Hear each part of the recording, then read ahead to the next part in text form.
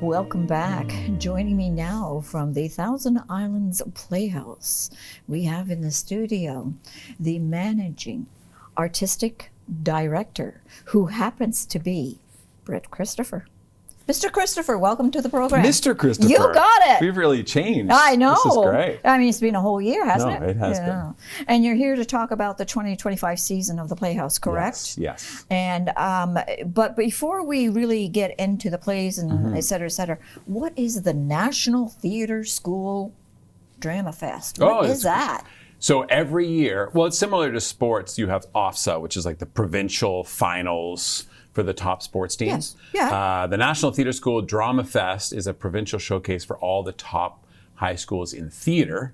Oh. And they all gather at a single location each year. There's about 300 high school kids. Yes. Next week, from May 7th to the 10th, that's happening at the Thousand Islands Playhouse. So is this something that people can actually come and watch? They can. Now, there will be performances on the evenings of Wednesday night, Thursday night, Friday night, and Saturday afternoon. And they will, each night, there are 3 to 4 schools that will perform their shows. So they've kind of had play downs, just like in sports, they've had play downs in their various regions. Right. And then the top 12 schools will be in GAN that week. So, semifinal and then final. Exactly. This is it. These are the finals. Wow. Yeah. Where's the furthest school? Like, how far afield do you go? Do you do just, you said it's national, so we're talking Canada. It's provincial. It's provincial. We're talking Ontario. Yeah, so there's a whole northern region. So you have schools from like North Bay. And, nice. Yep. Oh, yeah, they come from all over. Okay. Are you involved in this? We're hosting it. You're hosting it, but are you involved in it? Is there anything that you will be doing with this Drama Fest? I'm hosting it. I thought you meant the Thousand Islands Playhouse was hosting it. The Thousand Islands Playhouse is hosting it. So all of our venues, as well as 10 different sites all over GAN, will be hosting workshops. So when the students are here, they don't just do their performances, but they also all day will be visiting the Thousand Islands. They'll be taking different skill building workshops in improv and mask making and you name it. Are you involved in that? Only in so much yes as... or no. Sure, yes. Okay, you're involved in it. All right, let's move on. The first presentation at the theater is going to be from May 30th to June 22nd. Yes. What is it? It is How the Other Half Loves by Sir Alan Ayckbourn, who's really one of the most famous comedic writers in the English language. He wrote this play, How the Other Half Loves, and it's about 3 couples, the 3 men. It's set in the 70s, which is the best. The costumes are phenomenal. It's set these 3 men who all work in the same office. One of them is the boss and the 2 other men. And, they all have dinners together and there's infidelities and slamming doors and hilarity ensues. It's very funny. Alrighty, and if people are interested in tickets, please go to their website, which happens to be 1000islandsplayhouse.com. To check out the pricing, because I don't remember pricing and I don't know if he does or not. So rather than embarrass him, we'll just move on. So let's talk about this Moonlight Night fundraiser on the 26th. It's something about a cocktail party and you're going to be performing? No, I'm not going to. No one would pay to go to a fundraiser where I was performing. So we have hired people to perform, thankfully. Moonlit Night is Moonlit Night is our major fundraiser each year. It's happening this year on June 26th. Yes. And it is a huge cocktail party featuring the music of Sue Baker and the Rhythm Makers, jazz, the best, as well as 30 local restaurants and caterers, and they all provide food and drink. And then after that, there'll be a big performance in the Springer Theater featuring a bunch of Broadway performers, which is amazing. Okay. And then after that, there's a big party on the dock with a DJ. So it's a full night, starts about 6 o'clock, ends when the sun comes up. Or the neighbors yell. It said performance. So are you actually hosting it? I'm hosting it. You're hosting Yes. it. Okay, you're going to be running around making sure everything is okay.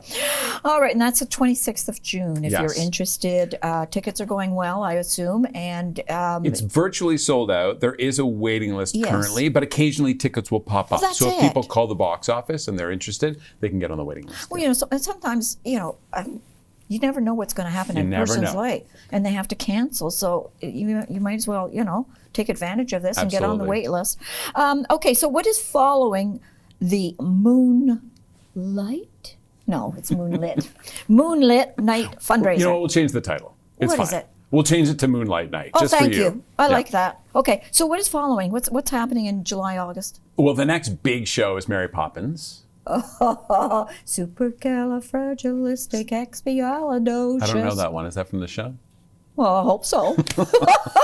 Yes, of course. Spoonful of Sugar. It's the best. Mary Poppins is just so wonderful. We've assembled a cast from all across Canada. They'll start rehearsal early June, and then they go up on stage July 8th to August 16th. Yes. Good thing I have notes. Okay, so what is starting on August the 8th and runs until the 30th? This is like a quiz. It's like you're quizzing me about my own programming. After that is Cottagers and Indians, which is Drew Hayden Taylor's hilarious play about land rights. We've talked about this one before. Yeah, and a lot of people have struggled with the title, which is a good thing because, of course, people use the term Indigenous now. Of course, yeah. But Drew Hayden Taylor is an Indigenous playwright, and it is a toy. It's playing with the cowboys and Indians expression. Yes, of course. It's about an Indigenous man who wants to plant rice plants along the shoreline in cottage country, like to go back to traditional Anishinaabe methodology of planting rice in the water. Yes. And then, of course, a cottager doesn't like the fact that all of a sudden her shoreline is covered in grass or rice. And again, it's very funny, and there are lots of lessons to be learned, and everybody gets theirs in the end.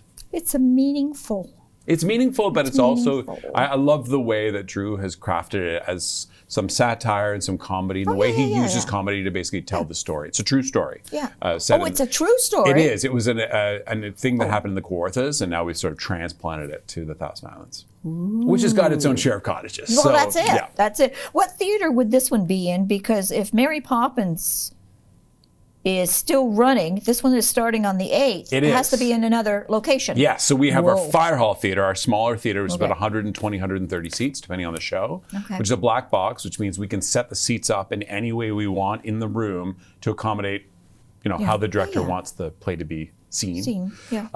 So while Mary Poppins is just sort of wrapping up its run, we'll open the second theater and we'll have cottagers. So that's nice to have the second theater. Yeah. One thing that Brett had brought to my attention was, and I did promise him, and I did try, but I forgot after a while, a stag and doe. He's never been to a stag and doe.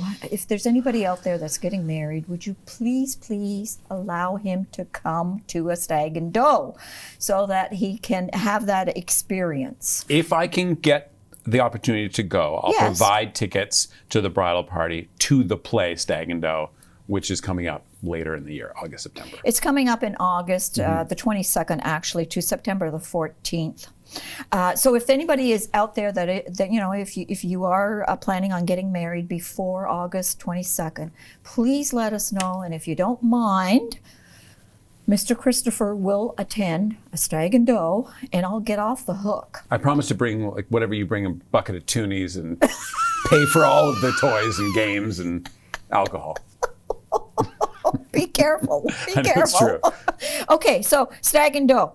Tell our viewers, what is this about now? Stag and Doe it's about that. It's about a wedding venue or a sort of a town, like a Legion Hall, basically in a smaller community.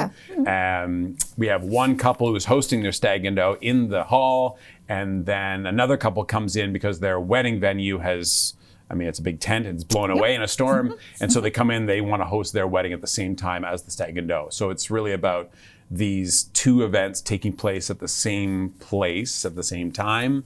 And then there's the chef whose staff have all quit. So he's trying to manage all of the food for the wedding at the same time. Okay. Yes, no more, I know. No more. That's just the setup. Okay, no more. Okay, tell them everything. I They know, won't come. I know. Okay, what's happening after that one? And I like this one. This one was always good. This is September the 5th to the 28th, just in case. What is it that's happening? It's a musical. It's a musical? Yeah, and it's about an office. Oh, that's later. No, September 5th to the 28th is The Drawer Boy. Am I right? Are you testing me? An office. Is that an office? No. It's no. You're thinking about 9 to 5. Yes, of course. Oh. 9 to 5 is happening in late September to late October. At the same time that you just mentioned it. 9 to 5? The Drawer. This is really getting complicated. There's a lot of shows. There's 7 shows that happen over the course of the summer. But the two of them are coming together. It's 9 to 5 as well as the Drawer Boy. So the Drawer Boy is a quiet meditation on farming life and how it intersects with young people and theater. It's a very famous play. It's written by Michael Healy, who is originally from Here. Brockville, Ontario.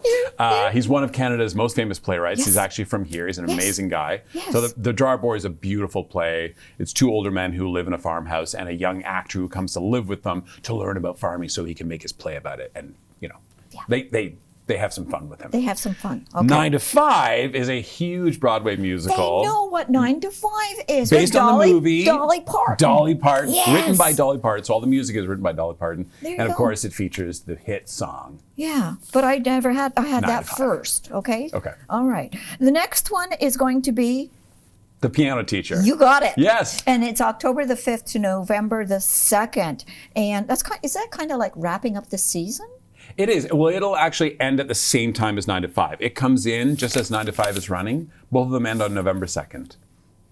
Pretty good, right? The Piano Teacher is the Governor General's Award-winning play from last year, and it's about a famous piano player, famous piano artist who loses the ability to play after a tragic accident to her family. It's good. Yeah, that's why I say that one really, really resonated with me. I want to see that one. Okay, and actually, didn't it win an award? It won the Governor General's Award, Yeah, yes. in 2022. Yeah. Tickets. Tickets. How do people obtain tickets? Well, they can call the box office, which is Yes. open from 11 to 5, Tuesday through Saturday, and 11 to 4 on Sunday. Would you tell them the telephone number so they can call? 613 Yes. 382 Yes. 7020. He's right. Yes. Or they can go online 24 hours a day, www. 1000islandsplayhouse.com. He's right. Yeah.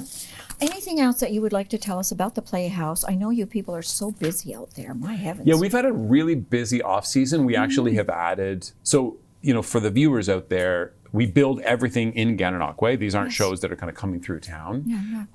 So we added another 9,000 square feet to our production facility with a new rehearsal hall, music room, storage, etc. So we can continue to build better shows for everyone. We were kind of, after 10 years in that same facility, we had kind of grown out of it. So we added a whole bunch more space, which is really fun. Yes. Then we also are working on a secret project, but I will say it here. He's not going to. No, I'll tell you, I promise. Don't do that to me. I hate it when people We do are that. quietly developing a musical with the producer from Come From Away, Yes. based on the music of the Tragically Hip.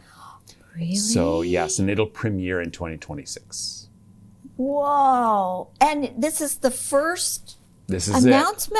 Announcement? It was announced a few months ago A few months ago. Okay. in All right. the media. Okay. But I think it's a really exciting project. We're think it working is. with Theatre Aquarius. We're working with Mervish Productions, and Michael Rubinoff is the producer of Come From Away. And so I just got off a meeting with them. We're producing this thing all together and, you know, stepping towards this amazing moment. It's going to be a very important national moment as we finally get to hear the music of the Tragically Hip in musical theater.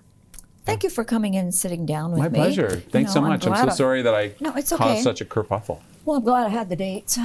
So if there's a Stag and Doe happening, please let me know. You can reach me at bbarnes9@cogeco.ca, which is bbarnes9@cogeco.ca, and we will get Mr. Christopher out there for you. Okay.